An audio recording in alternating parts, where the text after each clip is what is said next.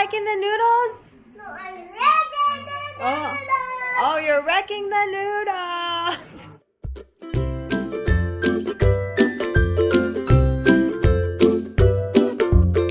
Hey guys, so tonight we are having a really, really good dinner. Raph and I decided that we had been eating out too much. Too much. Like, I don't know if you guys remember, we're planning on honing in on our finances, and we haven't been doing so great with that. Like, we literally eat out too much. So we're gonna do a lot more home cooking. Yes? What? Aila? I know, it's okay. Oh my gosh. Yeah. Okay, well, let me show you Holy something. cow. Aila has been eating new things lately. I will fill you guys in on that a little bit. But tonight she started eating blackberries. But she is murdering them. Is that good, Aya? Do you want some more? You want some more? Okay, let's get some more. Oh, and I'm wrecking the noodles. You're liking the noodles? No, I'm wrecking the noodles. Oh, you're wrecking the noodles. Here, Aya. Yummy. Good touching. Good job. She's been doing a lot better. She's still really, really picky. I know a lot of you guys have been asking how she's been doing with her oral aversion. But if you're new here also, you probably don't know that Aila's diagnosed with oral aversion. So she has a very, she's picky, but she's also got a sensory issue. When it comes to different textures, new textures, she won't even bring it to her mouth, and sometimes she doesn't even touch it. So a lot of what we've been working on at home is her at least touching the food. And when she touches the food, she gets reinforced with like over the top praise.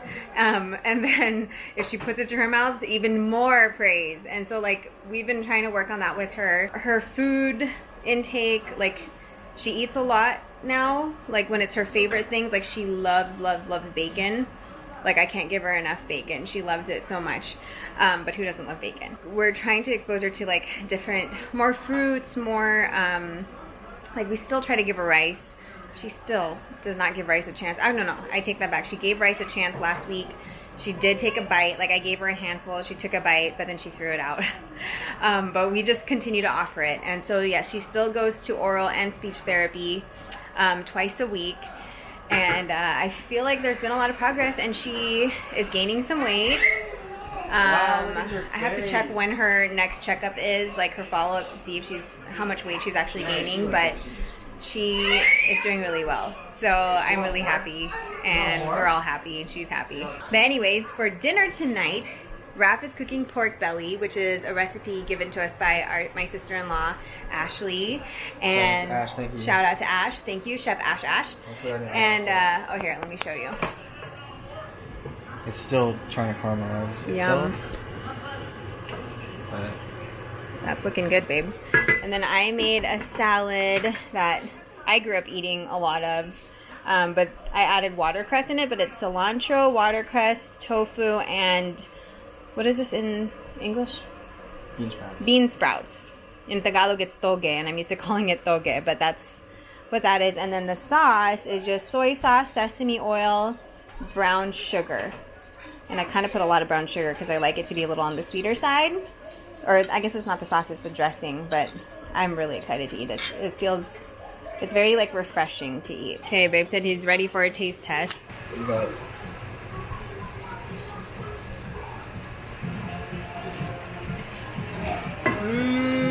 is it good? Is there anything else? Oh, that is so good. What are the ingredients, babe? There's soy sauce, patis, Soy sauce, fish sauce. brown sugar, garlic, pepper, black pepper, and Coco Rico. Coco Rico right there in the back. Raph was actually FaceTiming Ashley just to make sure we were getting this right. I was like, yo, it wasn't looking right. It was worth it. It was worth the FaceTime because she fixed it. Oh, Dinner is served. did you see this guy? Yeah, you wanted noodles, huh? Okay, stop touching your nipples. It's Thursday now. I didn't close out the vlog last night, so I'm just going to continue vlogging today. But there was a turn of events. My grandpa has been admitted to the hospital. My daddy, Ben, he has been diagnosed with pneumonia. I'm really glad we were able to get him admitted. He really didn't want to go to the hospital, but it's mostly just because he's been feeling so weak. Like he has not been able to walk around.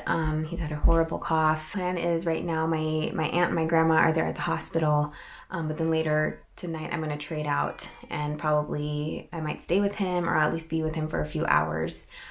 Just check on him and be with him. So you guys, I completely believe in the power of prayer. So any prayers right now are welcome, and I'll keep you guys posted. What are you doing, baby? She put herself in this box. There's stuff in it. But she just wanted to get in there. All right, so I'm just getting here to the hospital. I brought my work stuff because I'm probably going to stay here pretty late. I don't know if I'm going to sleep here now because just found out Daddy Ben is also diagnosed with the flu. So he has the flu and pneumonia. But we'll see how this goes. Daddy Ben is getting some rest finally. He has not been able to sleep well, so it's good that he's actually taking a nap right now. But he's doing okay. And Mommy Oli and Ate Pinky are here. So he has this horrible cocktail of sickness right now, but he's got a lot of antibiotics in him flowing through. And he also got some pain meds. So he is good to go, I think, hopefully for the night.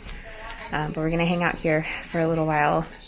Still contemplating if I'm going to stay, but I don't want to leave him alone, so we'll see.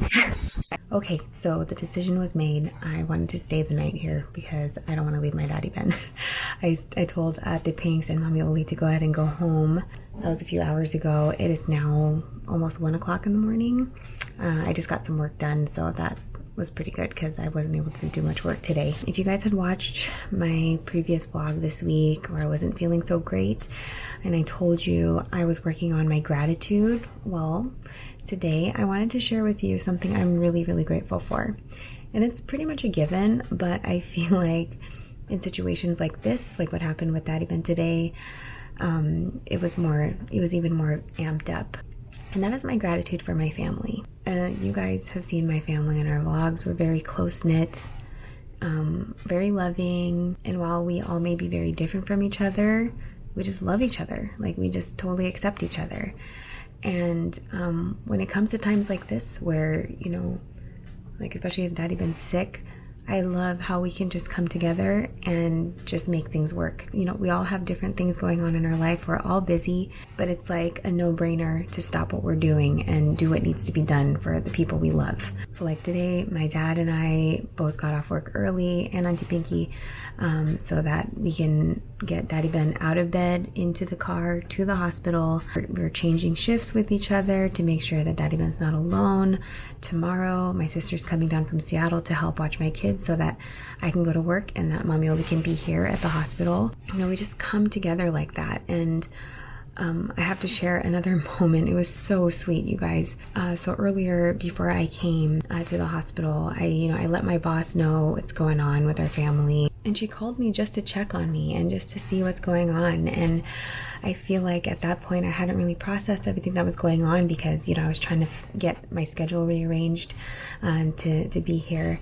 And I just started breaking down crying. And at this time, Aila was asleep, but Adrian was playing, and he saw me crying, and he came over to me, and he just stood next to me and started patting my back, patting my shoulder, putting his head on my shoulder.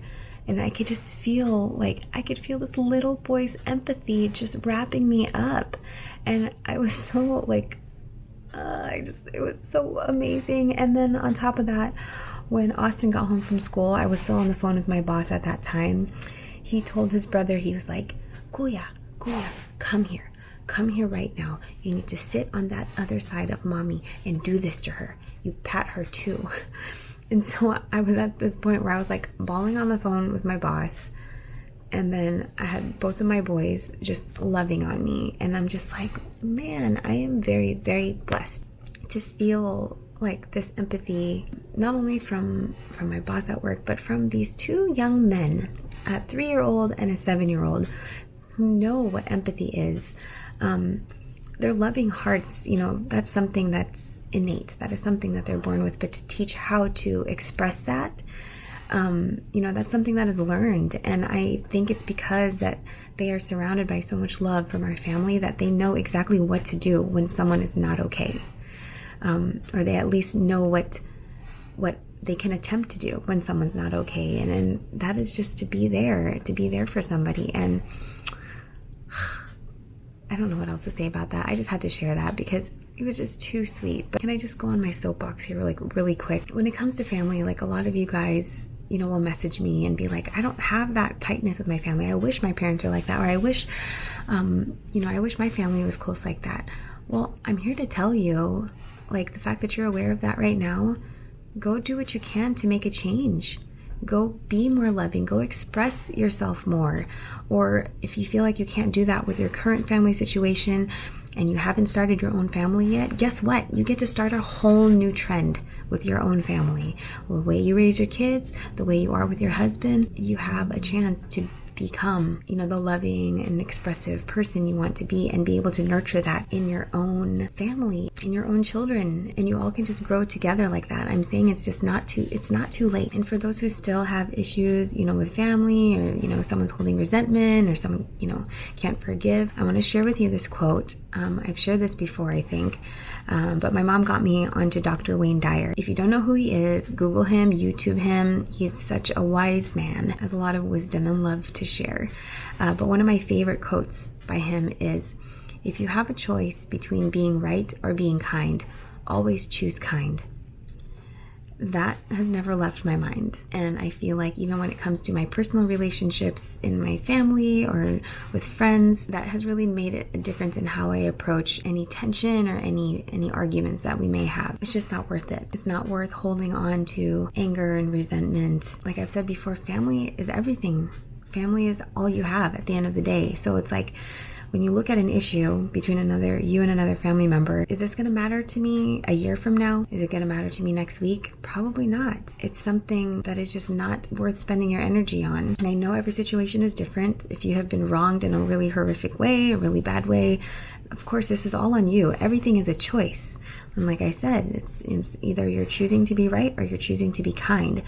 For me, my choice is to just have good relationships with my family. Sometimes it's really hard to let ego aside. Sometimes it can be really hard to apologize, but just do it. Because what else do you have to lose? I wouldn't ever want to lose my family over something because I couldn't apologize for something.